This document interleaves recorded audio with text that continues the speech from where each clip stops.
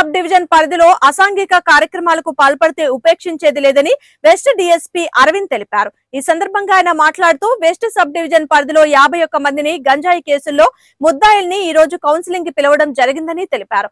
గంజాయి అమ్మే వారిపై కఠిన చర్యలు తీసుకుంటామని, స్కూళ్లు కాలేజీల్లో గంజాయి మీద అవగాహన కార్యక్రమాలు నిర్వహిస్తున్నామని తెలిపారు. వెస్ట్ సబ్ డివిజన్ పరిధిలో ముగ్గురుపై పీడీ యాక్ట్ ప్రపోజల్ అమల్లో ఉందని, యువత గంజాయి జోలికి వెళ్లి వారి బంగారు భవిష్యత్తుని నాశనం చేసుకోవద్దని సూచించారు.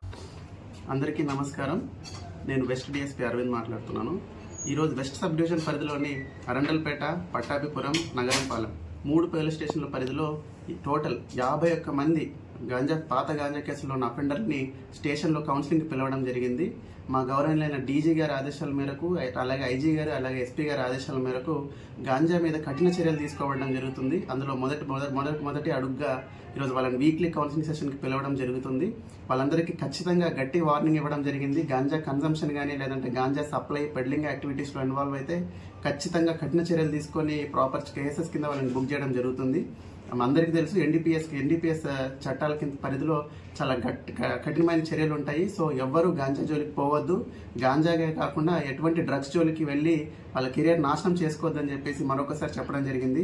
ఈ పాత గంజా అఫెండర్లు 51 మంది వీక్లీ కౌన్సిలింగ్ సెషన్ ఎవరైతే వచ్చారో వాళ్ళందరికీ మరొకసారి చెప్పడం జరిగింది. గంజాయి తాగడం కానీ గంజా జోలికి వెళ్ళినట్టయితే ఖచ్చితంగా ఇబ్బందులు పడతారు. చట్టపరిధిలోని చట్టబద్ధమైన కఠిన చర్యలు తీసుకోబడతాయని చెప్పేసి మరొకసారి చెప్పడం జరిగింది. అలాగే గాంజాయికి సంబంధించి డ్రగ్ అవేర్నెస్ సంబంధించి చాలా ప్రోగ్రామ్స్ చేయడం జరుగుతూ ఉంది. ఈగల్ క్లబ్స్ స్కూల్స్, కాలేజెస్లో ఫామ్ చేయడం జరిగింది. అందరి నెంబర్ ఆఫ్ అవేర్నెస్ సెషన్స్ ఇవ్వడం జరుగుతూ ఉంది. ఫ్లెక్సీల రూపంలో కానీ లేదంటే పబ్లిక్ అడ్రసింగ్ డిఫరెంట్ సిస్టమ్స్తో ప్రజలందరికీ అవేర్నెస్ ఇవ్వడం జరుగుతూ ఉంది.